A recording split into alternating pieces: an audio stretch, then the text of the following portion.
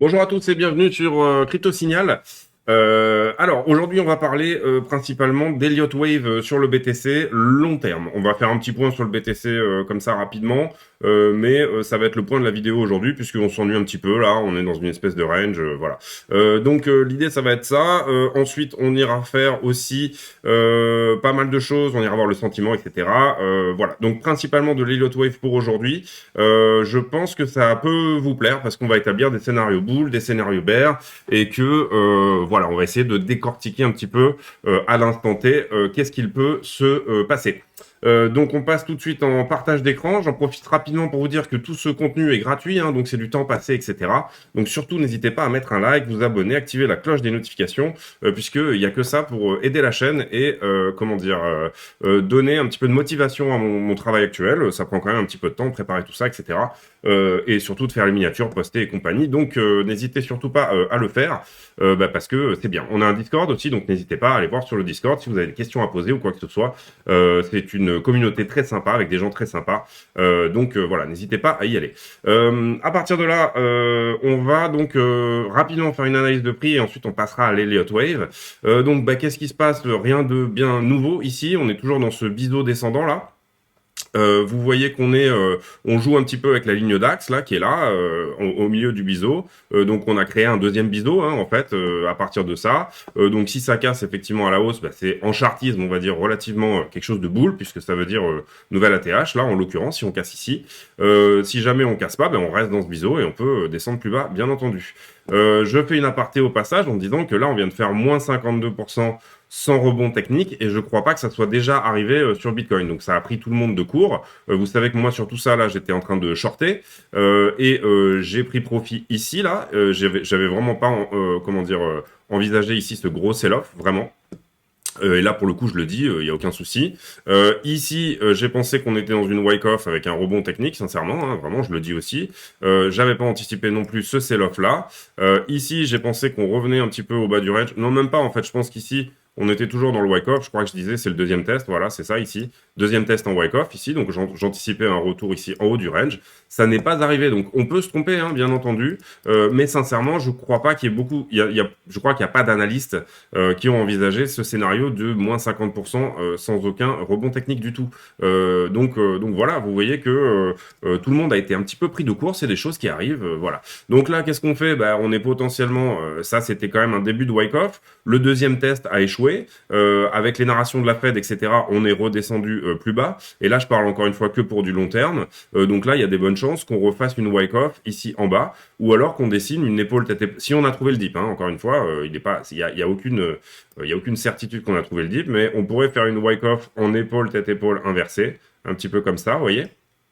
Et qui du coup ensuite potentiellement par exemple ici ça viendrait être shorté massivement puisque tout le monde se dirait ah c'est juste un rebond technique, c'est ce qui nous arrangerait hein, bien sûr, rebond technique donc qui redescendrait à son point de départ on va dire, et que en fait ce short en levier ici nous permettre de retourner le prix et remonter plus haut.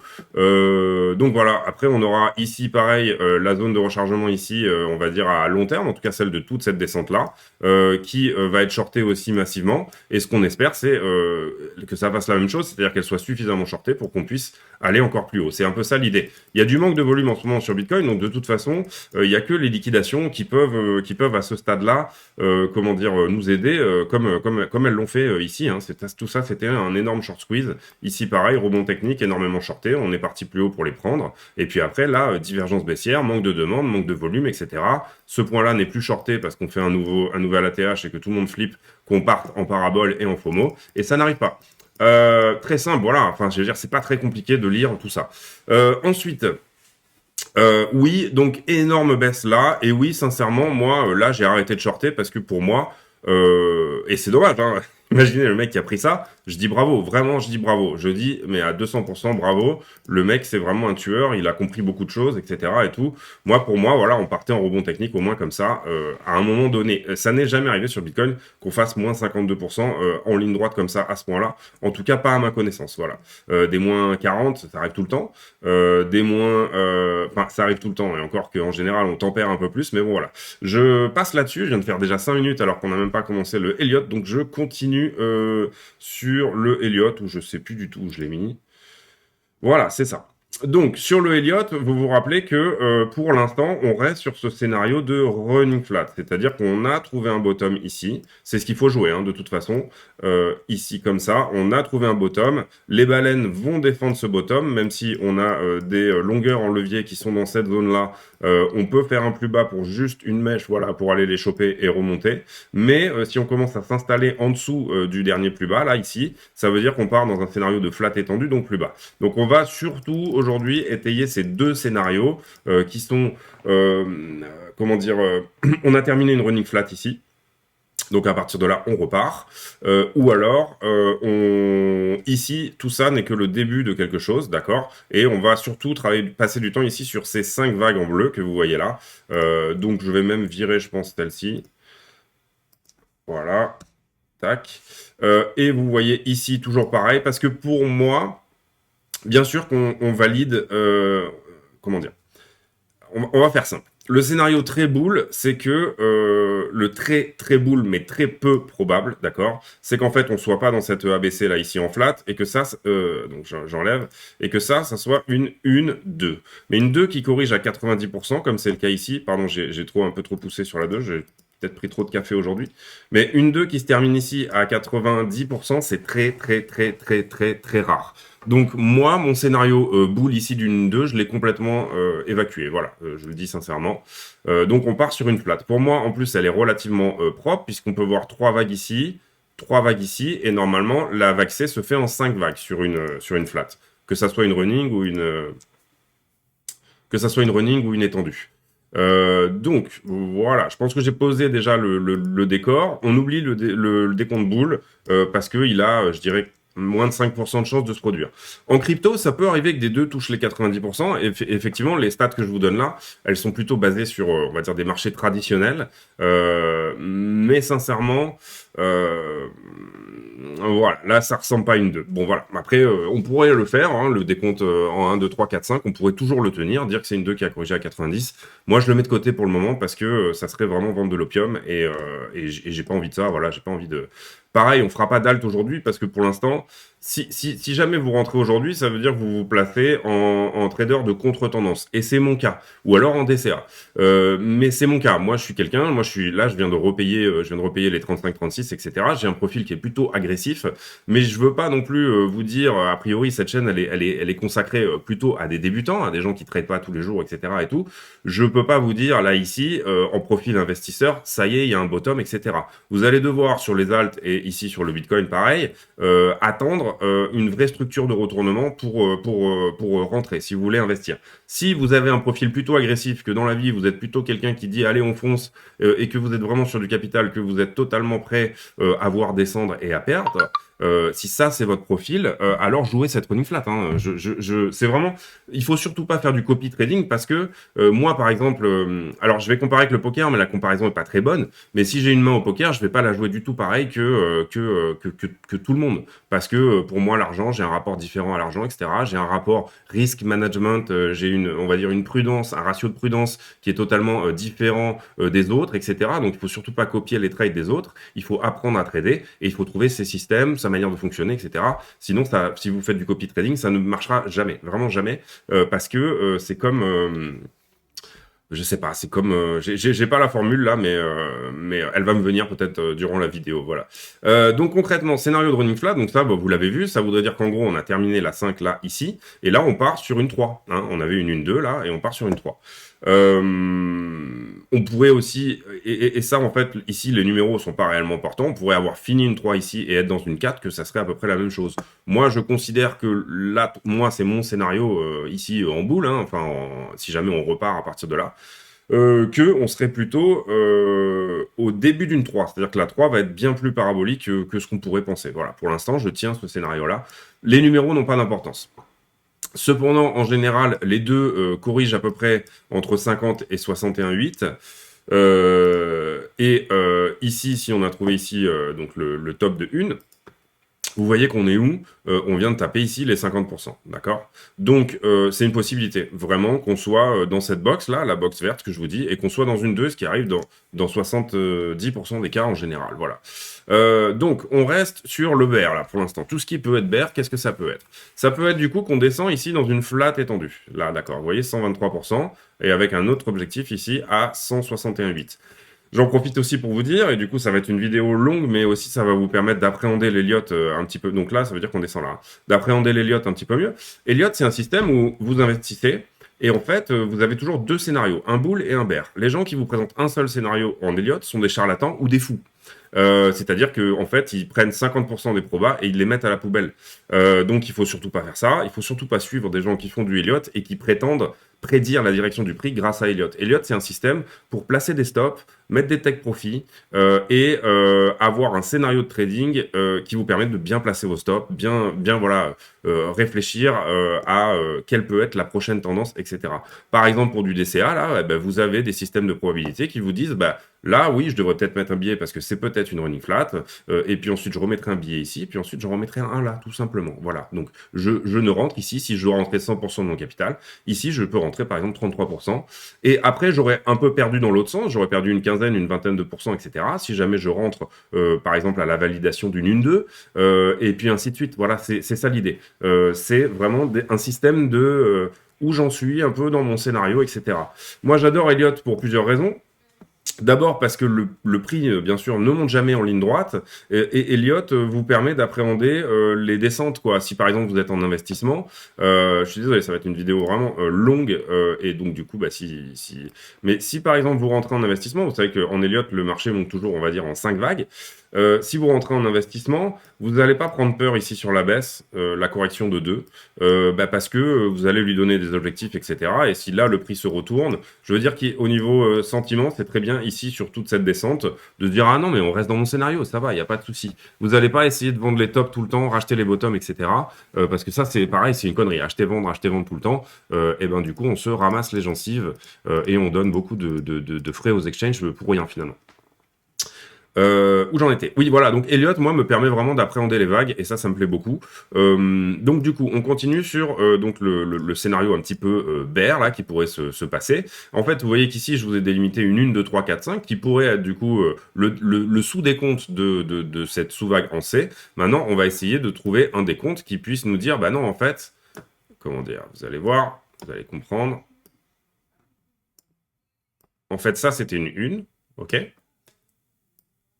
Voilà, et ici on est dans une 3, d'accord? Donc, et c'est à ça que c'est Elliott. Alors vous allez me dire, c'est un petit peu comme Freud, ton truc, ça marche tout le temps, voilà, entre guillemets, être amoureux de son père, tuer sa mère, enfin tous ces trucs un peu, voilà. Bah ouais, c'est ça qui est cool en fait, justement, c'est exactement ça qui est cool. Par contre, ne suivez pas les mecs qui vous donnent des scénarios en Elliott qui sont hyper boules, etc. et tout, ça ne marche pas. Donc, à partir de là, vous voyez que j'ai placé ma 3.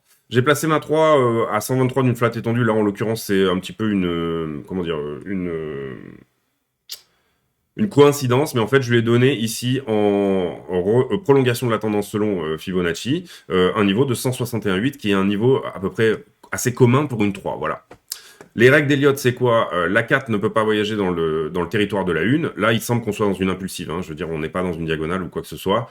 On voit qu'elle a un caractère d'impulsive, vraiment. Donc, du coup, dans une impulsive, la 4 ne peut pas venir ici, et je vais reprendre là ça, ne peut pas venir voyager dans le territoire de la 1. Donc ça, c'est pas possible. Sinon, c'est une diagonale. Ça existe, mais c'est une diagonale. Donc, on la décompte différemment. Voilà. Donc ça, c'est une première règle. La 3 n'est jamais la plus courte des 3 vagues ici baissières, mais entre la 1, la 3 et la 5. La 3 n'est jamais la plus courte. Et la 2 ne repasse jamais le début de la 1. Là, ici, ça, c'est pas possible non plus. D'accord? Donc là, on a calculé 161,8 pour la 3. Maintenant, on a calculé aussi 38,5 pour la 4. On pourrait calculer un objectif peut-être plus fort pour la 4, au sens où ici, si on considère que la 2 ici a corrigé là, hein, là, voilà, on va la trouver, voilà, ici. Si on considère que ça, c'est une 2, elle est très faible. Vous voyez qu'elle elle retrace que 38,2. Donc, on pourrait privilégier une 4 forte. Parce qu'il y a aussi une règle d'alternance entre la 2 et la 4. Si la 2 est faible, la 4 est forte et inversement. En général, la 2 est plutôt forte, mais là, en l'occurrence, elle est faible, donc on va calculer une 4 qui sera forte. Là, je l'avais mise à 38. On va dire qu'elle est plutôt entre les 50 et les 61,8, donc à peu près par ici, d'accord? Là, on a une 4. La remontée plus, vous voyez qu'elle rentre dans le territoire de la 1, donc ça invaliderait le décompte, donc on est plus bon, ok? D'accord, donc, et à partir de là, si la 3 fait plus de 161,8, vous prenez le même FIBO, point 0, le début de la tendance, bas de 1 et bas de 4, enfin point 4. Et ici, la 5, théoriquement, est censée faire 100%. Donc vous voyez que ce sous-décompte est valide pour avoir une flat étendue. Enfin, je veux dire, vous voyez les convergences là, hein, on est d'accord. Entre le sous-décompte ici que je vous donne pour la 1, 2, 3, 4, 5 et le scénario d'une flat étendue qui descende à 11 000, ça peut tenir. Vous voyez, c'est pour ça que je vous explique que, sincèrement, n'écoutez pas les gens qui vous montrent pas plusieurs décomptes. Alors, il y a un mec que vous pouvez suivre et qui est vraiment cool en Elliott. Il est anglophone, malheureusement, si pour ceux qui parlent pas anglais. C'est Green Star Trading qui présente toujours le scénario bull, le scénario bear. Et ça, toujours avec des très jolis, pas d'explication, non, par contre, mais des très jolis décomptes qui sont totalement viables, voilà. Donc du coup, voilà, là je vous montre le scénario le plus bear possible. Voilà, c'est une redescente à 11 000 en Elliott. Ok. Si on voit qu'on a des confirmations ici, ben on se dira ah ben là on est dans ce scénario-là. Là par exemple un 123 ici pour la 3 qui revient en 4. On pourra se dire ah attention, peut-être que cette flat étendue n'est pas terminée. Je suis sûr d'ailleurs que je peux trouver un scénario en 5 où on fait un 123% au niveau de la flat étendue. Hein. Ça doit exister. Hein. Si par exemple on considère que alors, ça va être moins joli en décompte, hein, je vous le dis tout de suite. Moins fiable parce que moins cohérent. Hein, ok. Donc ça, c'était une 3, admettons. On a une 4 qui fait ça. Est-ce que la 3 est la plus petite des 3 vagues?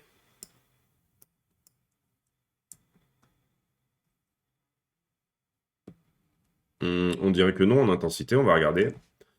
Hop, tac. Ici, on a 30%. Parce que là, on s'attend à une 5 qui est très forte, hein, évidemment. Et ici, on a 22%, donc non, c'est bon, on est toujours dans les règles. La 4 ne voyage pas dans le territoire de la 1. La 2 retrace combien? Encore une fois, 38,2, donc assez faible. On devrait avoir une 4 qui est assez forte, on va regarder.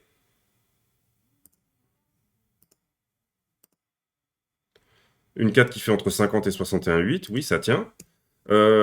À partir de là, on pourrait vérifier ici combien a fait la 3 par rapport à la 1, et je vois ici de visu qu'elle est déjà très faible, mais c'est des scénarios qui tiennent, c'est-à-dire qu'elle ne va pas faire ses 161,8, mais elle fait plus de 100%, donc ça tient aussi, d'accord? Ici, on aurait pu s'attendre à une 3 qui descende jusqu'ici, c'est pas le cas, elle s'est arrêtée là, d'accord? Donc on est sur 4, et là, bien sûr, aller au 123 voudrait dire faire une 5 très forte, hein, d'accord? Là, qui se ferait en 1, 2, 3, 4, et un gros mouvement, un gros dernier mouvement vers les 23. Donc, c'est pour ça que je vous dis, faites attention au Elliott, parce que... merde. Faites attention aux gars, parce que j'en vois trop qui posent un scénario et qui vous racontent que 20% de l'histoire, en fait. Là, donc vous avez vu, je remets mon pivot en 0, 1 et 4, et encore même, je fais une erreur. Comme la 3 n'a pas fait 161,8, pour le coup, le décompte, la manière de décompter la 5 change. On fait 0, 3 et 4, d'accord? Parce que la 3 fait moins de 100%. Désolé, c'est un petit peu mathématique tout ça, mais bon, voilà, il n'y a que comme ça. Et ici, si on avait une 5 qui ferait ne serait-ce que 100%, vous voyez qu'on a une convergence aussi. Voilà. Donc là, je vous ai montré déjà deux décomptes BER qui donnent comment dire, deux points différents pour cette flat étendue. D'accord? Donc, à partir de là, je vous le dis, c'est effectivement ça. C'est comme Freud, c'est un dogme en fait, Elliott. Ça marche à peu près tout le temps. Ce qu'on va regarder maintenant, c'est un petit peu, est-ce que les figures ont l'air vraiment, est-ce qu'elles ont cette finesse, est-ce qu'il y a une harmonie, est-ce que toutes ces choses-là, bien évidemment, et aussi surtout, on va avoir par exemple 3 décomptes différents, et si jamais on voit qu'il y en a un qui tient plus, on l'enlève. Voilà, c'est ça l'idée. Hein, donc voilà. Là, vous voyez, donc prochain coup de bear, eh ben, on a trouvé un bottom ici en Elliott au 23 000. Donc pour l'instant, on a fait le scénario où la C va au 11 000. On a fait le scénario où la C va au 23 000. On a fait le scénario où la C va au 32. Allez, puisqu'on a peut-être le temps, on est à 19,40. Pour ceux que ça peut intéresser, on va faire le scénario boule. Scénario boule, donc ça voudrait dire que ici, ça, c'est pas une ABC. Là, on a trouvé un bas de 2, en fait, ok. Et là, on est en train de faire une 2 à laquelle on va trouver ses objectifs. Ici, on pourrait décompter vraiment, alors c'est pas joli, mais une, 2, 3, 4 et une 5 tronquée, c'est-à-dire que la 5 vient pas toucher ses objectifs. Je pense qu'ici, non, la 3 n'est pas la plus petite des vagues, c'est sûr. La 4 ne voyage pas dans le territoire de la 1. La 2 n'écrase pas le territoire de la 1. Et la 3 doit peut-être faire ses 161,8. C'est ce qu'on va vérifier ici. Non. Donc, du coup, ça, c'est possible. La 3 est juste courte. Donc du coup, qu'est-ce qu'on a là, donc on a une 1, évidemment, le début d'une 1, puisque là on est dans les sous-vagues de cette 3 là qui est en train de partir, d'accord. Donc si on fait les sous-vagues, hop, 1, 2, 3, 4, 5, pour l'instant on va le placer comme ça, je vais vous mettre quelque chose de peut-être plus gros. Non. Voilà, et on va le mettre dans une autre couleur. Hop, et on va le mettre un peu plus visible. Ok. Donc, on serait dans une 1-2 là, ici. Ben, à partir de là, on calcule les objectifs théoriques de la 3. Voilà. Avec un Fibonacci de retracement, toujours. On fait 0, haut de 1, bas de 2. D'accord. On sait que la 2, elle a corrigé 90, donc c'est un scénario qui est très peu probable, comme je vous l'ai expliqué tout à l'heure.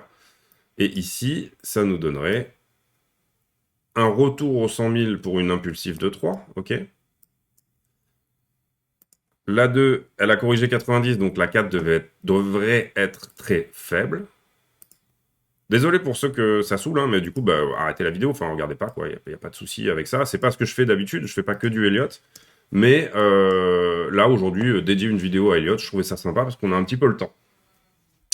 Donc là, on a calculé une 3 qui faisait 161,8, donc on va prendre le décompte 0, 1 et 4 pour calculer la 5. Vous voyez que j'ai arrêté ma 4 à 23,6 parce qu'on avait une 2 qui avait fait 90, règle d'alternance. Et ici, on va prendre une 5 sans être trop boule qui va aller chercher les 100%, d'accord? Alors, qu'est-ce que ça dit tout ça?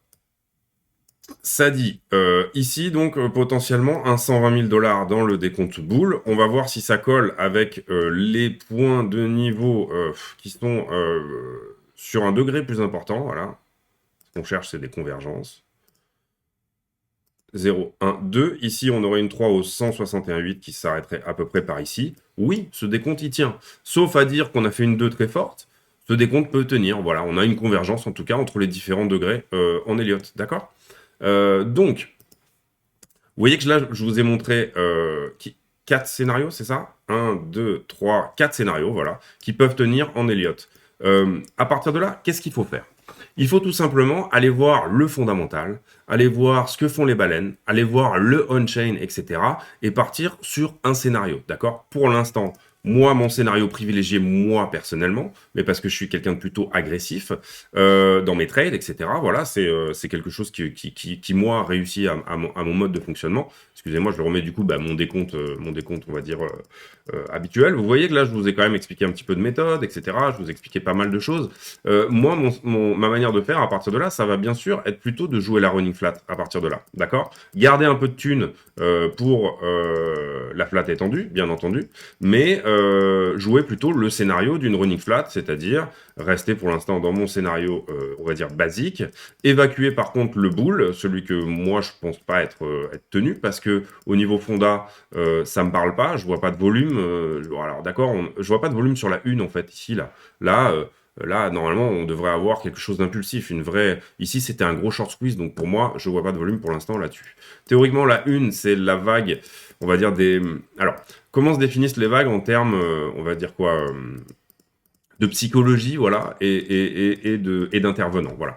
La une, elle se définit comme étant la vague des early adopters, les premiers, on va dire, les premiers qui ont compris, justement, les traders de retournement de tendance, et les premiers qui ont senti quelque chose. Ensuite, la vague 2, bon, c'est une correction logique pour sortir des shorters, etc. et tout. La vague 3, ça va être la vague des institutionnels. D'un coup, les institutions rentrent parce qu'elles voient une structure, etc. Elles ont une manière beaucoup plus conservatrice d'investir. Correction de 4, et puis pour purger un petit peu le marché, etc. Et puis la 5, c'est la vague des petits porteurs. En tout cas, pardon, excusez-moi, c'est ce que Elliott nous dit. Elliott, c'était années 30, hein, donc c'est pas quelque chose de tout jeune. Néanmoins, presque 100 ans plus tard, c'est encore utilisé. Cette notion de vague, elle est très pratique pour poser vos scénarios. Voilà.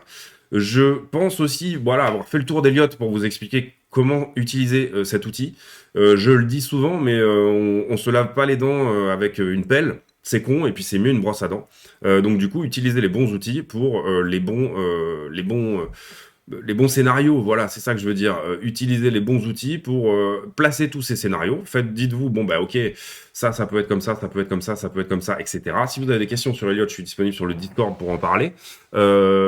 Et placez tous les scénarios possibles. Et puis à partir de là, vous les mettez sur votre graphique et puis vous vous dites, bah tiens, là, ça pue, ça c'est pas bon, etc. et tout.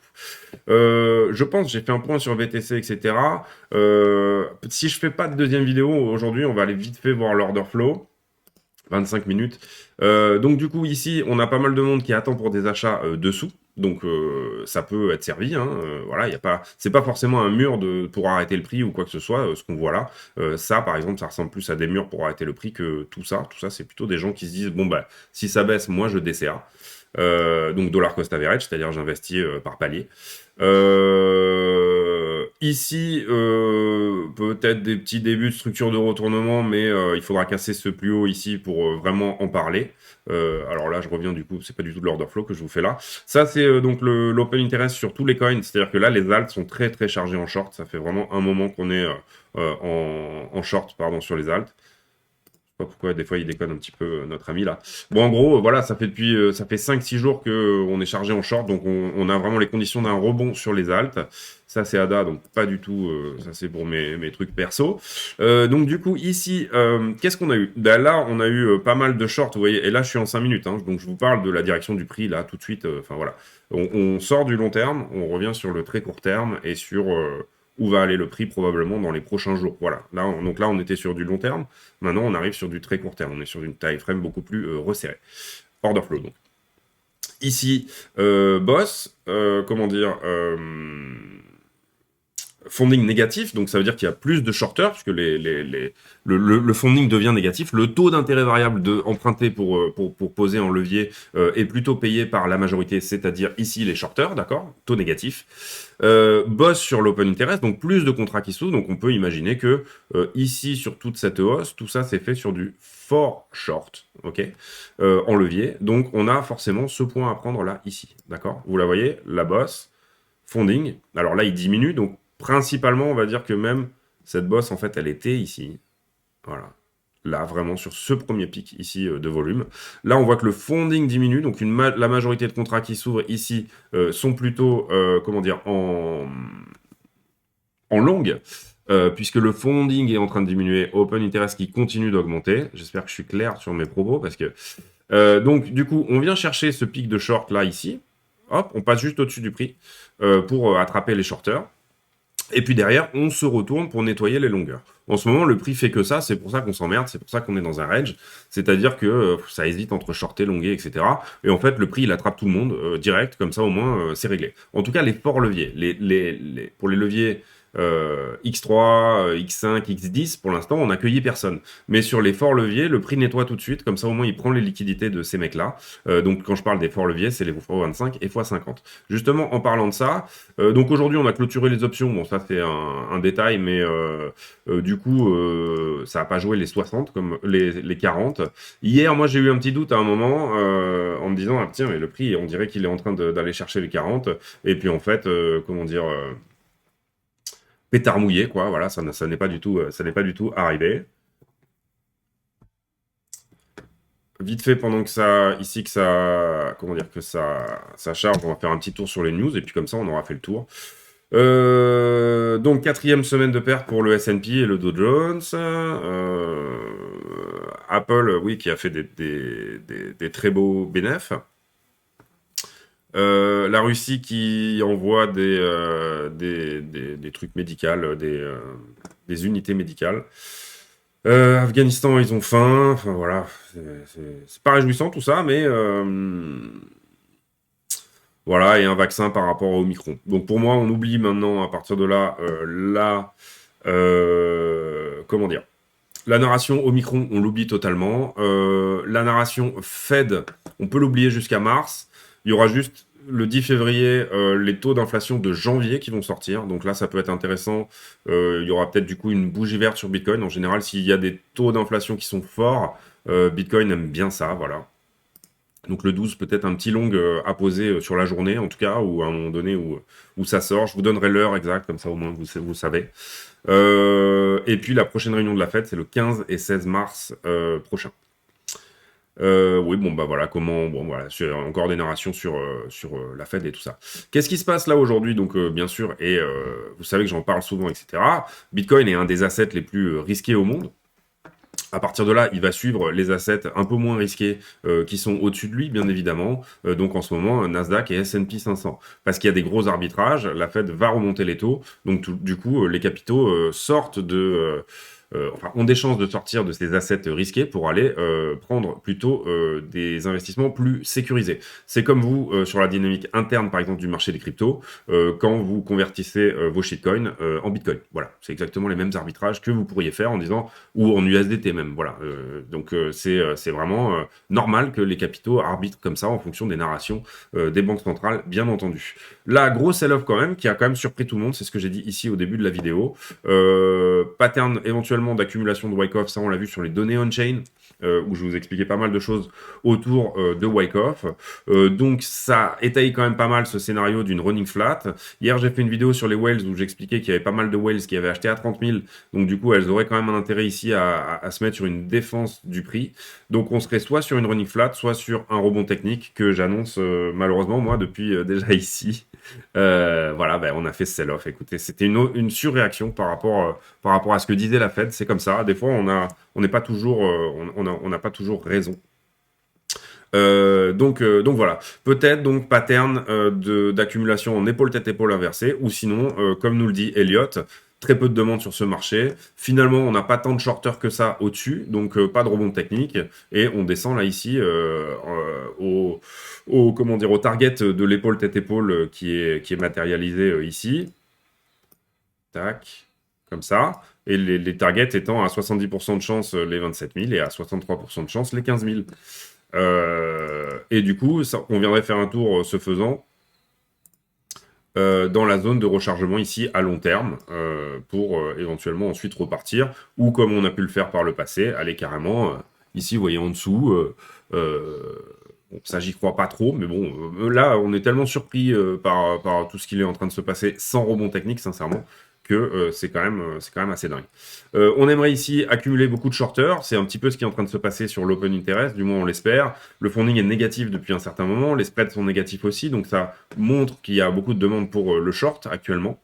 On aimerait vraiment accumuler du shorter pour que finalement le manque de demande un petit peu latent sur Bitcoin en ce moment soit compensé par des liquidités qu'on vient chercher au nord. Vous savez que les market makers sont payés pour ça. On ne peut pas laisser gagner tous ces gens qui ont shorté ici la descente. On ne peut pas les laisser gagner ad vitam aeternam. Il faudra venir prendre leur liquidité à un moment. Après, c'est une histoire d'horizon temporel. Est-ce que ça va arriver maintenant, plus tard, etc. Qu'est-ce qu'il va se passer là, ici, Dans l'avenir, l'idéal pour nous serait un rebond technique qui va jusqu'en zone de rechargement ici de short, d'accord, là. Que ce rebond technique ici soit massivement shorté là, et que du coup, ça nous permette de descendre et nous retourner ici, faire à peu près exactement ce qui s'est passé par là, d'accord? Et venir chercher ici cette target du biseau en élargissement descendant. Ça, c'est le meilleur des cas. Comment on appelle ça? Ouais, pas le cul bordé de nouilles, mais on est quand même là ici sur une zone de danger. C'est normal que tout le monde serre les fesses à cet endroit-là. Pour moi, narration de la fête finie, donc pas vraiment de raison de descendre plus bas, sauf si les marchés dévissent littéralement. Là ici, il y a un peu trop de sérénité sur les marchés, je trouve, ces 2-3 derniers jours. On a quand même un VIX qui est à 30, donc il y a de la volatilité. Qu'est-ce qui va se passer ici, là, par exemple, sur S&P 500? Qu'est-ce qui va se passer ici sur Nasdaq ou sur les 100 premières valeurs du Nasdaq? C'est ça la grosse question en fait. S'il y a un gros qui dit ouais vas-y John tu vends tout, eh ben on est mal parce que lui il a peut-être gagné parce qu'il faut comprendre ici que il y a des gens qui sont en profit depuis là. Hein. Comment dire, les gros là ici, ils ont acheté ce dip, hein, vraiment. Donc du coup, être en profit depuis là et se dire bon, finalement, si on vend, parce que les gens ils ont vraiment du niveau massif, si on vend, on peut aller jusqu'à ce support-là que ça ne dérange pas, c'est-à-dire premier arrêt en fait, je pense. Hop, on va regarder ça. Du coup, désolé pour la longueur de la vidéo. Ouais, le premier arrêt il est ici. Hop. Premier arrêt, donc les 0,38,2 de toute cette baisse, il est ici, là. Donc voilà, redescendre et dans les marchés boursiers, ça serait pas déconnant qu'on se tape à moins 40 à partir de là. Donc que l'arbitrage de continue et que là, la Fed ayant quand même pas mal botté en touche, voilà, ça continue d'arbitrer. Donc ça serait forcément pas très bon pour Bitcoin. Ensuite, si là, ici, ils ont déjà acheté le dip et que ça repart au nord, c'est-à-dire, ouais, continuez à danser, les gars, la fête continue. Si quelqu'un remet la musique, eh ben, ça peut être pas mal. Là, pour l'instant, c'est plutôt maman qui est rentrée dans la chambre et qui a arrêté la boum, quoi, on va dire. Qu'est-ce qu'on a là ici Pourquoi je vous montre le DXY? Oui, DXY qui est en forte hausse. Ne faites pas attention aux droites, hein, c'est des trucs, mais qui est en forte hausse. À partir du moment où il va dépasser ici cette box rouge, ça sera peut-être un moment de dire que en fait, finalement, le retournement qu'on avait vu ici, là. Et c'est normal que le dollar soit en hausse hein, à partir du moment où la narration de la Fed dit que ils vont se battre contre l'inflation, c'est complètement logique. Donc ici, dollar fortement en hausse, et on serait peut-être à continuer ce canal haussier pendant un certain temps. Ici, nous, on avait commencé à voir un retournement qui, en fait, n'est pas arrivé. D'accord? Donc ça veut dire aussi que au niveau du dollar, il y a un moment où ça risque de pénaliser un peu les exportations américaines, s'il y en a. Voilà, il y a un moment donné aussi où, bien évidemment, Bitcoin aime bien quand le dollar descend. Donc là, c'est pareil, c'est pas très bon pour Bitcoin à l'instant T. Qu'est-ce que je voulais vous montrer aussi? On va regarder le pétrole rapidement. Pétrole qui est là, il a fait un sell-off aussi. Enfin, je sais pas si c'est. Oui, non, c'est ça. Bah, sur la journée où c'était un peu difficile avec la Fed, etc., il était un petit peu tendu, notre ami pétrole. Et puis là, c'est pareil, il reprend sa hausse sur fond de potentielle guerre avec l'Ukraine, comment dire, arrangement un petit peu entre la Russie et l'OPEP. Vous savez que les États-Unis sont le premier producteur de pétrole au monde, hein, donc ça, les gens l'oublient parce que c'est pas forcément quelque chose pour lequel ils font de la pub. Donc du coup, ils sont de toute façon très contents de pouvoir réouvrir leurs usines, leurs puits d'extraction qui sont très chers à extraire. Leur pétrole est très cher à extraire puisque à base de fracturation hydraulique. Donc du coup, à partir d'un certain, quand le pétrole est trop bas, les États-Unis ont besoin de shut down certains sites, etc. Puisque ça n'a plus aucun intérêt de produire. Et là, bah, ça repart aussi, c'est pareil. On continue à danser. Voilà, c'est tout pour moi aujourd'hui. J'espère que cette vidéo vous a plu. C'était vraiment du Elliott, c'est pas ce qu'on fait habituellement. Voilà, c'était vraiment une vidéo vraiment méthodologie, mais ça nous permet aussi de faire une analyse de prix en même temps, etc. Et surtout, je voulais vraiment vous montrer qu'on peut trouver plein de scénarios en Elliott. La question, c'est après comment on utilise l'outil. Et par exemple, si on part sur un scénario, donner des points d'invalidation, donner des points pour placer son stop ou son point de sortie. Et c'est à ça que sert Elliott. C'est pas du tout à prévoir, comment dire où va aller le prix, ça ne marche pas. Je vous souhaite à tous une excellente journée. Je pense pas qu'il y aura d'autres vidéos aujourd'hui, sauf s'il y a un mouvement majeur sur le prix, où là, du coup, je la prendrai peut-être en cours de route. Mais quand il y a des mouvements majeurs sur le prix, je préfère être sur les plateformes de trading que devant une webcam. Voilà. Donc voilà, autant pour moi. Je vous souhaite à tous une excellente journée. Et puis, on se retrouve demain pour autre chose que du Elliott, parce que là, on en a bien fait. Je pense que ça... on en a large pour les 2 prochaines semaines où on fera plus d'Elliott. Voilà, c'est tout pour moi aujourd'hui. Si vous avez réussi à regarder cette vidéo jusqu'à la fin, eh ben, je vous suggère de mettre en commentaire le prénom de votre maman, qu'elle soit encore là ou pas. Voilà, donc pour toutes les mamans, petit commentaire à la fin. Donc prénom de votre maman en commentaire. À bientôt et salut, merci, ciao.